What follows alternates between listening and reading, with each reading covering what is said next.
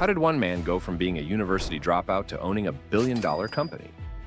That might be the question on your mind when you pick up a piece of Tom Ford Black Orchid perfume. In truth, every time you hold a piece of any Tom Ford fashion item, you are not holding an item. You are holding an idea. An idea that was strong enough to not only shape the fashion world, but also pull the idea owner from an average life into the elite class. Today's video is all about Tom Ford, the man and the brand, and their journey in the fashion industry through the years. We are about to dive into the story of the rise of this young brand that's grown so much in just 20 years and is well on its way to becoming a legendary name, not only in American fashion, but also in Hollywood. The Tom Ford brand over time has earned global fame in fashion and has been called the first true luxury brand of the 21st century. Ironically, the man behind it all was frightened by the idea of owning a fashion brand at first.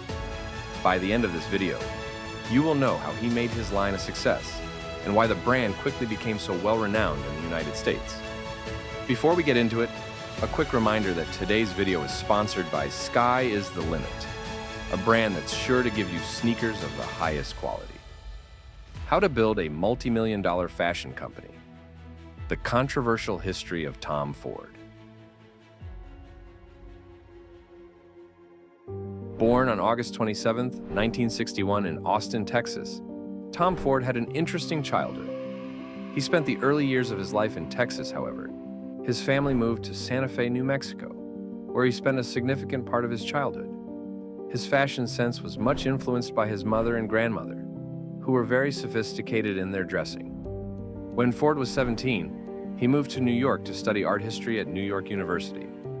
He quickly realized that that was not what he wanted to do, so he dropped out and moved to California, where he took up acting. He did not make it big as an actor, and only played in a few commercials. So, he went back to New York to study interior architecture at Parsons. It was during his time as an intern with Chloe, while he was at a Parsons campus in Paris, that he became interested in a career in fashion. After leaving college, he started looking for fashion jobs, even though he had very little experience. He eventually got a job at a sportswear company, where he worked as a design assistant for 2 years to get some of the professional expertise he lacked. In 1988, he got another job at Perry Ellis through his social connections with some important people at the company. He left Perry Ellis again after 2 years because American fashion was not cutting it for him anymore.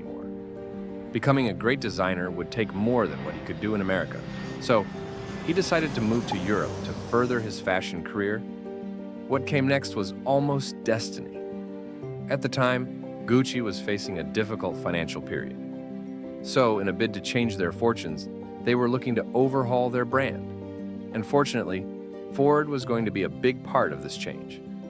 Their creative director at the time, Don Mello, hired Ford to be the chief designer for the brand's women's ready-to-wear clothing in 1990.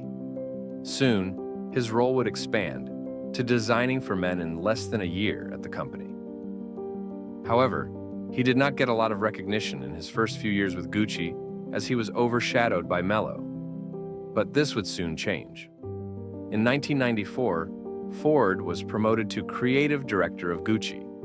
In the following years, he took Gucci to greater heights in a new era of immense success for the brand. Between 1995 and 1996, sales at Gucci increased from around $230 million to approximately $3 billion. The company, which was nearly bankrupt a few years before, had made a huge comeback since he joined.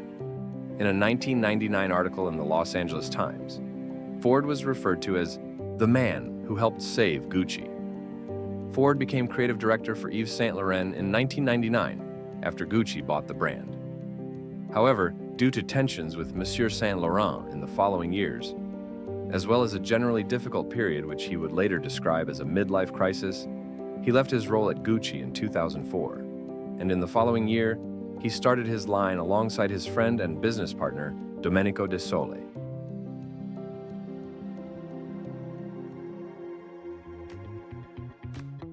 Ford moved very quickly to establish his brand in the fashion industry.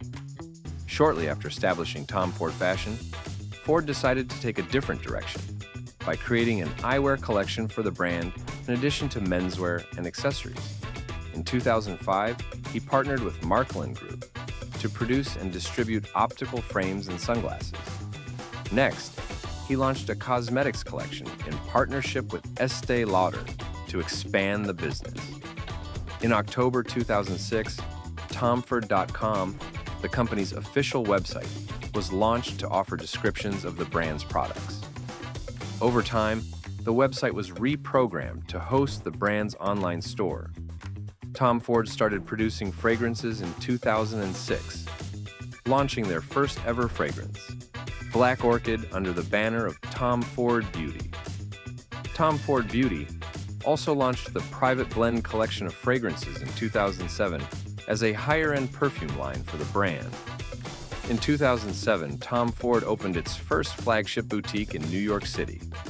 It was in this boutique that the brand debuted its first women's ready-to-wear collection in an event which featured celebrities like Beyoncé and Julianne Moore. The brand also has another flagship boutique in Miami, which was opened in 2015, and a beauty store in London opened in 2017.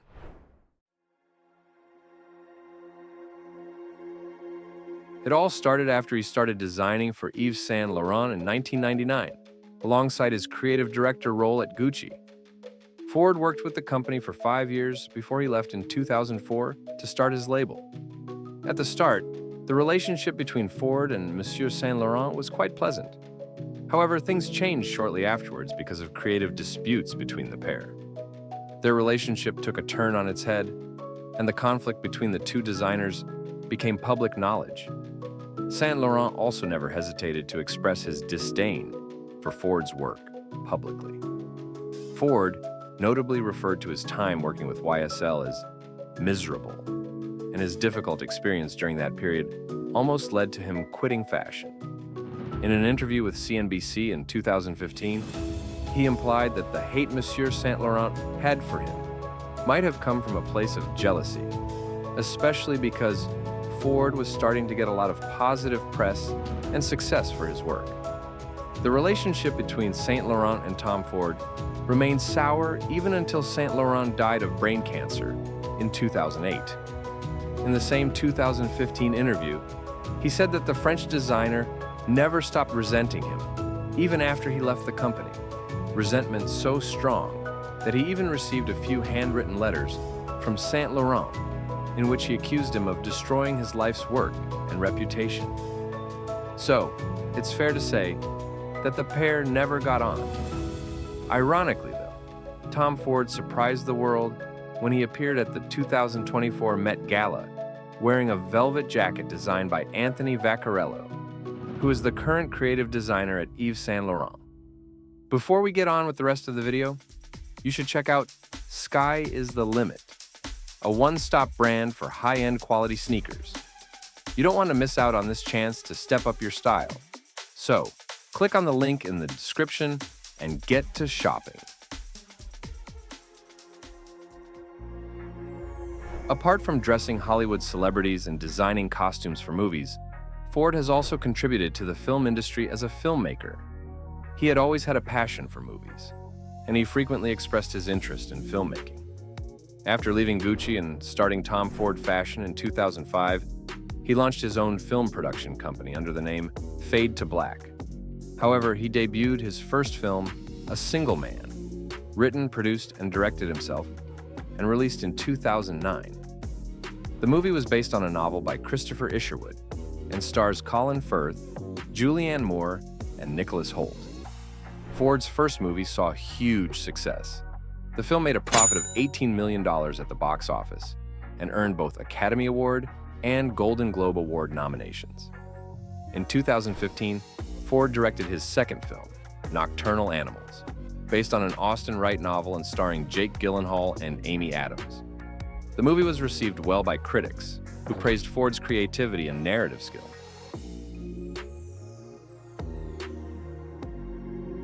Over time, Tom Ford has built a reputation as a brand that uses sex to sell, and this has led to the brand's involvement in numerous controversies. The company has a long history of criticism from the media for its marketing approach, especially regarding the portrayal of women in the company's ad campaigns.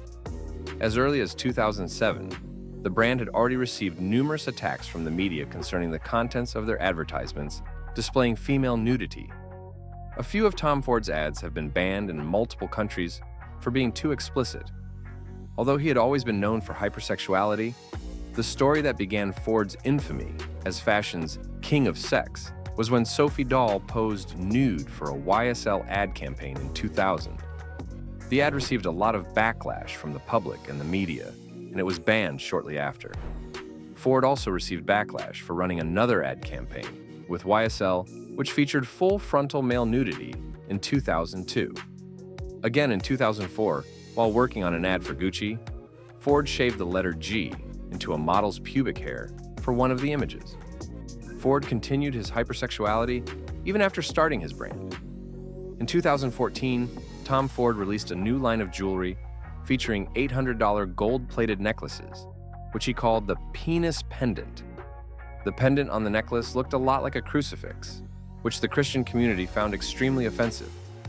Many people criticized the brand on social media, but the brand would not budge, and they continued promoting the necklaces.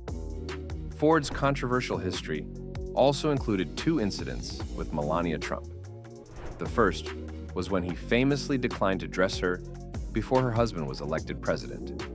According to him, political figures like Melania should only wear clothes made in America. He believed his clothes were too expensive for politicians and that Americans would not relate. The second incident came in 2019, when a quote from Ford calling the former First Lady a glorified escort went viral on the internet. However, the comment came from a fake tweet, but that did not stop the quote from making the rounds online. So much so that a spokesperson for Ford had to issue a Twitter statement to deny the quote.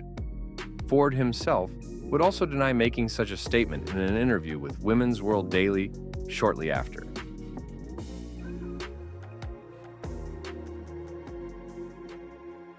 In November 2022, the sale of the Tom Ford brand to the Estée Lauder companies was announced.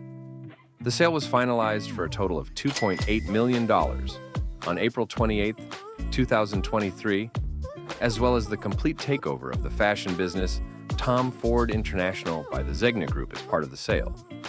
Former CEO Tom Ford stepped down from his position as creative director of the company, handing the reins to Peter Hawkins. The first collection under the new structure was released in September 2023. Tom Ford, as a company under Estée Lauder, remains one of the most renowned luxury fashion brands in the US. Tom Ford, the man, however, has retired from designing and is now focused mainly on his filmmaking career.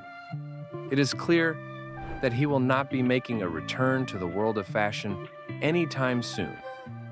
However, his work in the industry for more than 30 years surely made a great impact in fashion and will go down in history as revolutionary.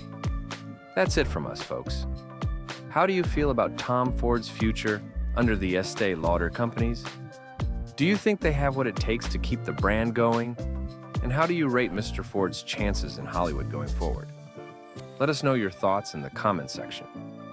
If you enjoyed this video, don't hesitate to like, share, and subscribe so you don't miss out on other videos like this when they drop.